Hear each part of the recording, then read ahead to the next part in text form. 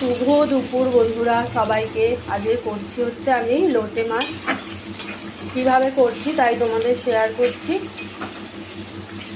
আজকে করব টমেটো আর পেঁয়াজ দিয়ে লোটে মাছ। জিরে ফোড়ন দিয়ে টমেটো আর পেঁয়াজগুলো ভাজা ভাজা করে নিয়েছি। এবার এর মধ্যে লোটে মাছগুলো দিয়ে দেবো।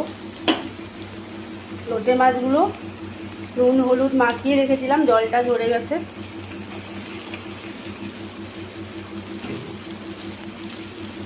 আর এই যে আলু বেগুনটা দেবো, ভাজা করে রেখেছি।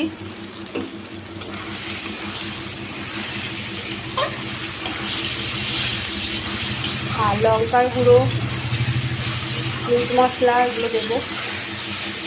মাংসের মতন করেই লোটে মাছটা করছি।